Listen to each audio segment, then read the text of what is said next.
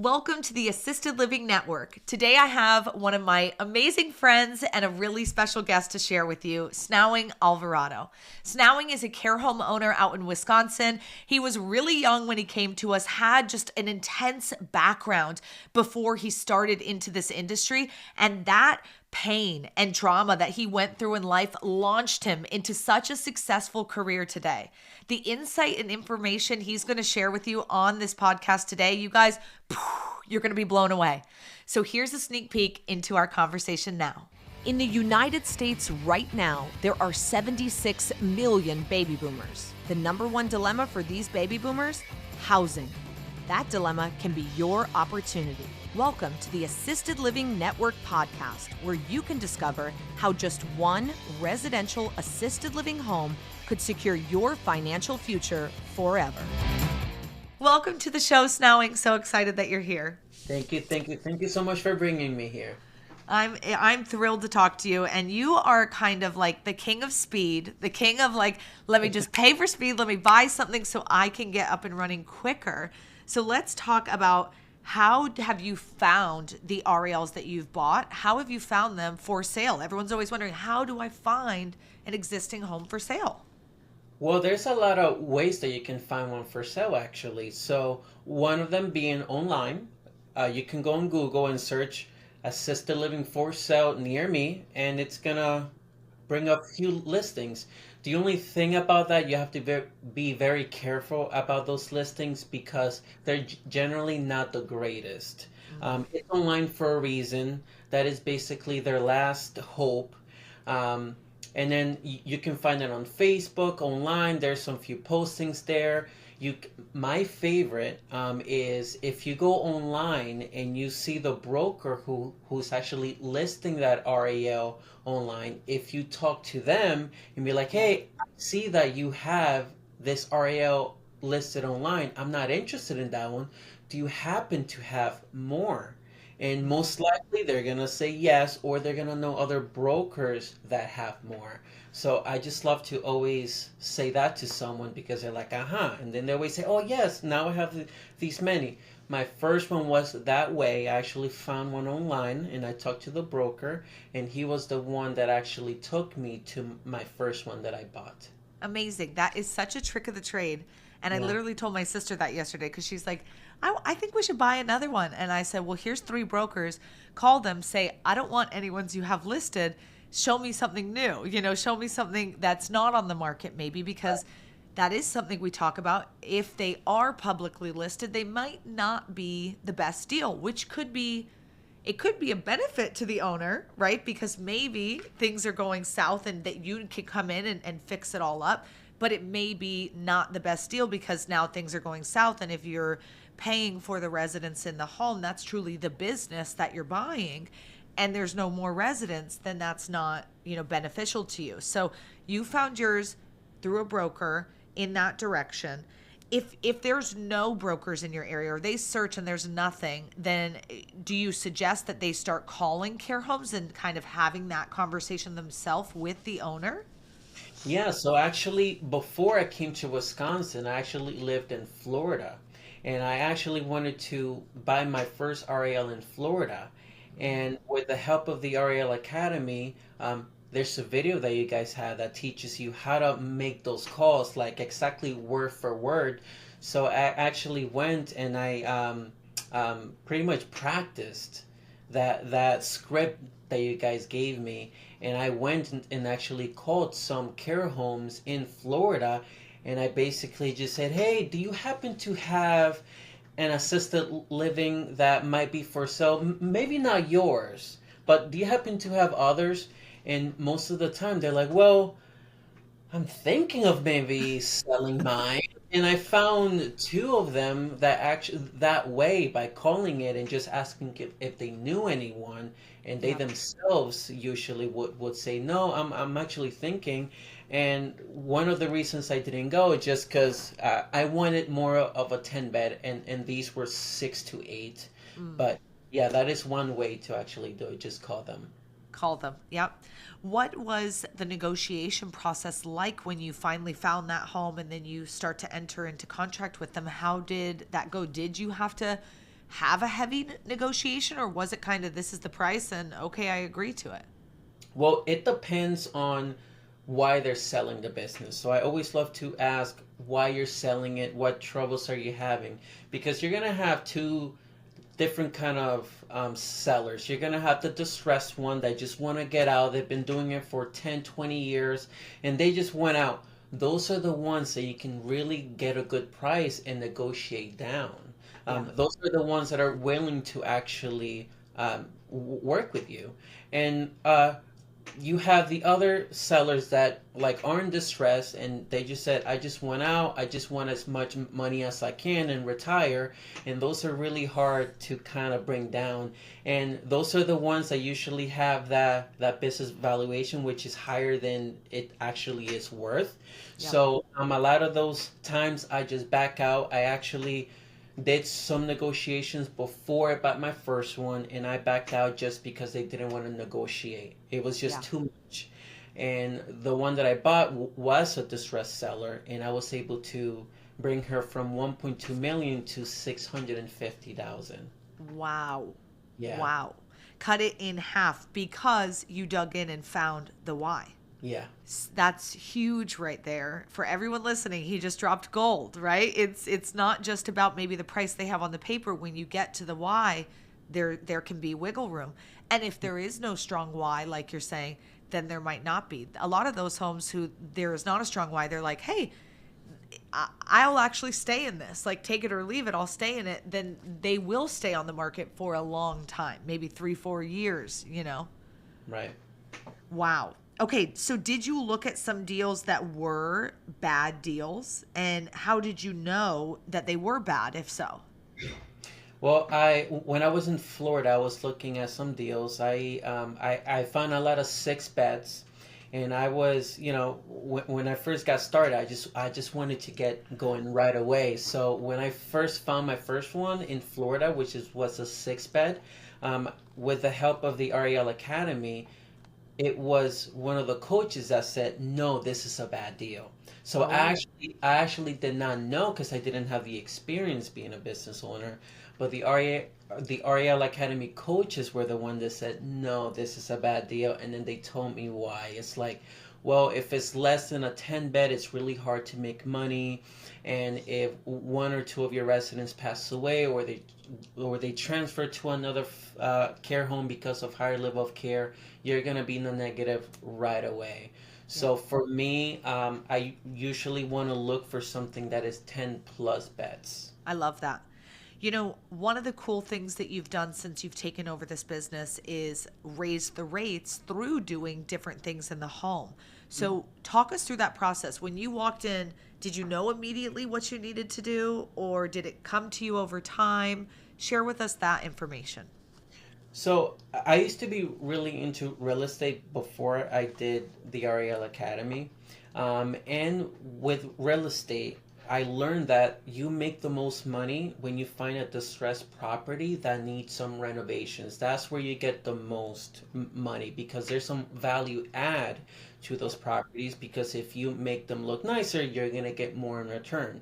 So I took that idea into finding an RAL. So when I came across Meadowview Assisted Living here in Green Bay, um, it was old. The lighting was very dark. Very old furniture from like the 1800s. It was almost like a haunted house, to be honest with you. And I was like, no, but for me, it was like, this is perfect. Yeah. I can renovate it, bright lighting, brand new furniture, brand new everything. And with that, I'm able to increase the rates because now the seniors are in a much better environment. And that's what I basically did. When I first got in, the residents were paying 3,500 a month. And because of my renovations and changing it into memory care, because it wasn't memory care, I was able to now charge up to 7,000 a month, which is what Wow. I'm doing now. Wow. Amazing. You turned a haunted house into a happy house. Yeah. That is incredible. Do you think that, buying into an existing RAL is the best way for somebody who's just beginning in this industry to go? Or do you, lean towards one of the other, three methods to get started? So I'm very biased because I'm very impatient. I just want to make money right now. I want to get started right now.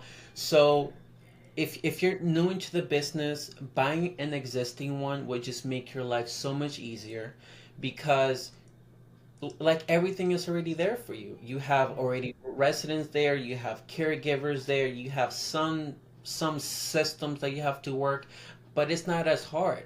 So you go in, you do all of your changes, you make money right away. If you don't like if you start from scratch or you buy a home to renovate, that process is just a lot longer. So you're gonna wait for maybe 1 year, 2 years, sometimes 3 years because of the delay in the renovations or construction. So I always say buying existing is just easier and better, in my opinion. I love it. And I love that you said, I know myself, like I'm impatient. So it's what worked best for you. Someone else who's like, I'm OCD, I'm meticulous, I need everything perfect. Maybe a custom ground up build is good for them, because some of the cons, and let's talk about that, maybe some of the cons of buying an existing to an extent, there's only so much you can do in regards to renovation, like gutting an entire kitchen or, ripping up all the flooring. It can be difficult to do things like that. So you can improve to a certain level, but there's other things that maybe are more challenging. Is that what you found also from buying an existing? Yeah, it's the challenges is how to renovate when there's already residents there. Yeah. You're gonna get a lot of pushback from the families and pushback from the seniors, especially if they have memory care, because you're going in there and disrupting their environment. You're Yeah. disrupting their home. So that is just very difficult to manage. At the same time that you're doing your renovations, you have to deal with staffing. And that is a whole new topic, just dealing with staffing, dealing with the residents, dealing with the families.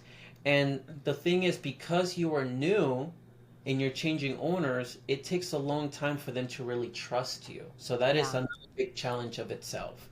And I know it was very tricky in the beginning for them to start to trust me. And you might have staff turnover in the beginning just because I don't know if I trust them, and they might just go. It's just a lot of work. Let's talk about that, because I do think the renovation is part of it.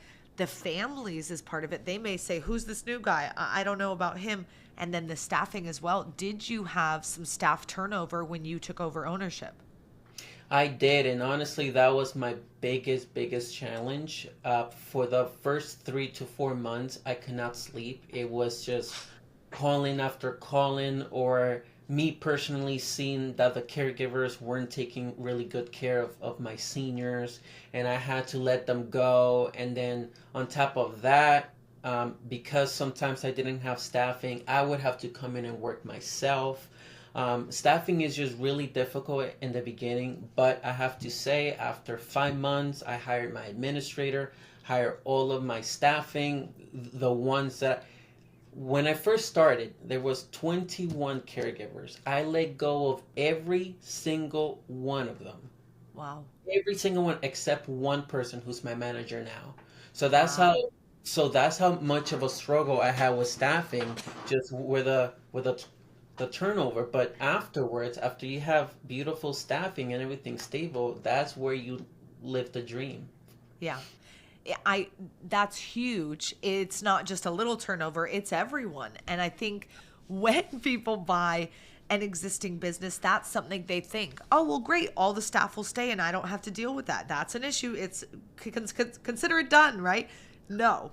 It, even if you wanted them to stay, sometimes they don't want to stay. Or it's the opposite. You don't want them to stay, right? They're not doing the same culture vibe and what you're trying to have in the home now. So it could be not a fit on both regards. And I mean, even our first home that we got, same as you, one staff member stayed because that was a cultural fit for us, but everything else was not. So it's very interesting that that often happens when the house ownership changes, all of the staff, and it may not be overnight, but it is over those first couple of months.